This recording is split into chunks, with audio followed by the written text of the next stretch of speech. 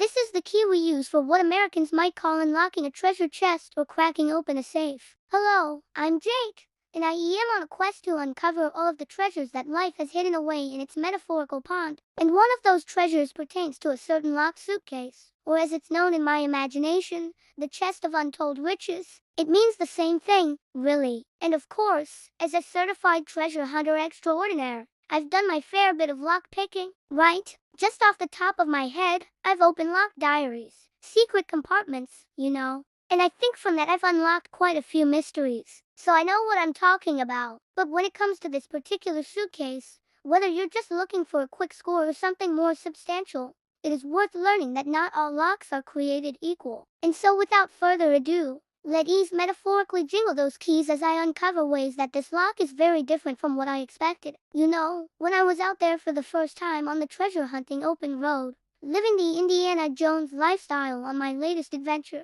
the first confusing thing that I noticed is that keys in real life, and as it turns out everywhere else, insist upon being more difficult than they are in the movies. Jake, what do you mean by that? Well, here's how keys work in the movies. The dashing hero finds the key, dramatically inserts it into the lock. There's a satisfying click, and voila, treasure time. When you use a key in real life, you press it in, wiggle it around, maybe say a prayer or two, and hope for the best. In my current predicament, I don't know why my hand is still up there. In my current predicament, it's a little bit different because that same key that I've been carrying around for weeks, the one I was sure would unlock untold riches, well, it's not quite living up to expectations. And this is usually denoted by the fact that no matter how much I twist and turn, nothing happens.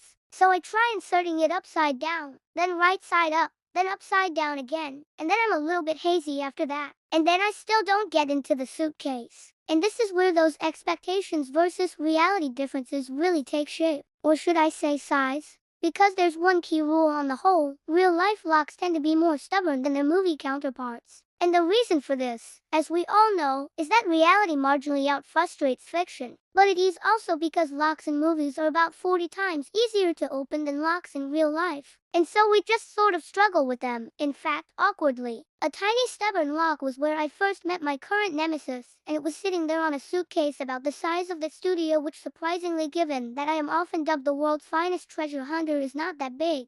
And at the best of times, I don't like being in close proximity to unsolved mysteries. But being squashed in a room with this unyielding lock was the second most horrifying experience of my life. And I know what you're thinking. Ooh, Jake, what was the first? Being squashed in the elevator with my friend Tim on the way up to find the suitcase. But the next time we try to open a lock, we sure will have a chuckle. At least I think we will. I can't be sure because I'm too busy grumbling about this stubborn key. You see, real-life locks like puzzles or riddles or life itself are just trickier. I mean, they'd have to be, right? Especially given what we've discovered on this channel about the differences in key sizes. And of course, a key is not the only thing you'd use to open a lock. In addition to the key, the lockpick, and in desperate times, the sledgehammer, which should prompt nobody to ask me about the safe-cracking incident of 2018, there's also the matter of patience. And I know what you're thinking. Yes, Jake, the movie key always works on the first try. Well, firstly, that's not always true. And secondly, that's not where I was going with this. I was actually gonna mention the insertion angle because while in movies, the key goes straight in without a hitch, this is often not the case in real life. To go from holding the key to actually getting it in the lock, you often have to kind of wiggle it around because the keyhole is apparently playing hard to get. There's one thing to remember: this, getting in, but getting it to turn when your hands are sweaty and shaky. It could lead to an unintentionally hilarious TikTok video. In fact, I do have footage, but I can't show it on here because I get hundreds of complaints and an equal number of lock-picking tutorial requests. So just take my word for it. Keys are of course found in many places and through much of our daily lives. But never more do I need them than when I'm faced with a mysterious locked suitcase. So because of this, it is worth remembering some of the key differences between movie keys and real-life keys. Don't take my word for it. Instead, listen to me from just a second ago. It was once said by me in just a second from now that you can tell a lot about a story by the ease with which its locks are opened. And given its unparalleled record of boasting easier solutions than everyone else, Hollywood might fancy its chances of winning the "my keys work better than your keys" debate. But the truth is, and you might find this shocking, Real-life keys are trickier. You can't talk about keys without talking about teeth. Teeth are the jagged bits on the key that keep it from just sliding in and out of the lock like a hot knife through butter.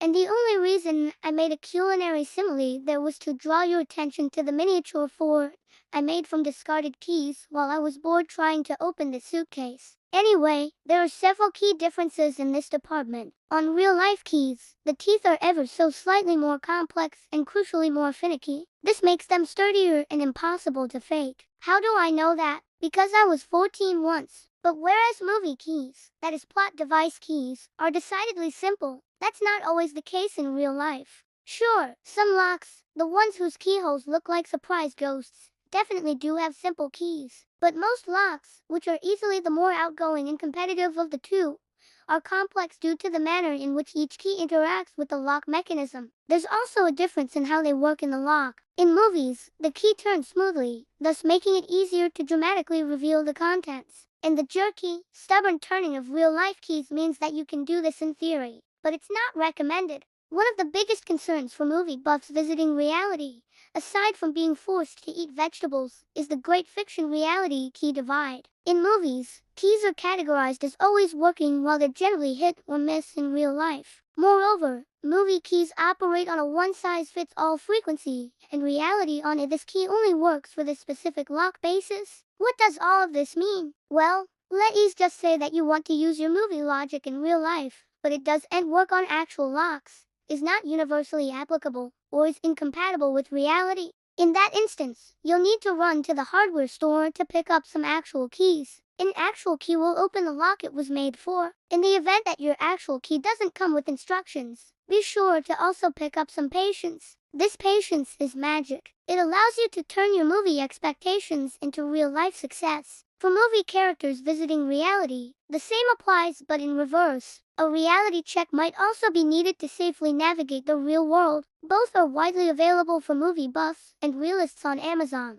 I'd say the most obvious difference between movie keys and real-life keys is the difficulty. When I first tried to use a real key, I couldn't believe how tricky it was, and not in a cool, secret agent type way. I mean, this was a simple padlock. I just mean it was stubborn. But in movies, you do and usually have that problem and or challenge because a significant amount of movie locks are either not locked at all or not locked well. This is a particular problem when you are squished in a room with a stubborn lock and your increasingly impatient friend. As with many areas of life, locks are their own subgenre of fiction versus reality word differences. Take, for instance, the name that we assign to that helpful tool that opens locks when you are trying to get in or out. In reality, in much of the rest of the world, this thing is known as a key. This is the word we use for what movies might call a skeleton key or a master key. Also, whether it's situated on a keyring or in your pocket, reality and movies also can't agree on what you call that area of the key that you hold. In reality, we usually opt for the word bow. Please note that movies, just like patrons on my most recent secret stream, are divided on whether this should be pronounced bow or bow. Either way, movies will often call this area the handle. More often than not, reality will call a lock. Movies will call a lock a plot device. While movies have about 100 words for an unbreakable lock, chief among these are vault, safe, fortress, or impenetrable barrier. And finally, key cutting. This is something I've encountered far more in reality than I have in movies. This is a service offered at hardware stores in which you pay someone to duplicate your key for you, but the use of key cutting might be confusing to some movie buffs. You might think of a key cutter, often pronounced locksmith, as a character who can open any lock, a fine example of which is the character of Q from Ian Fleming's James Bond novels that I somehow keep mentioning in my videos just by coincidence. That's it for this video. Let me know in the comments below some of the lock and key differences that you've encountered. I'm Jake Brown. You can follow me on Twitter at LostInTheLockUs, and don't forget to subscribe to my channel so that my videos don't get lost in the keyhole. Thank you to my patrons for literally making this video happen. If you would like to support this channel, you can do so today at Patreon.com or Lost in the Lock. Until the next video, goodbye.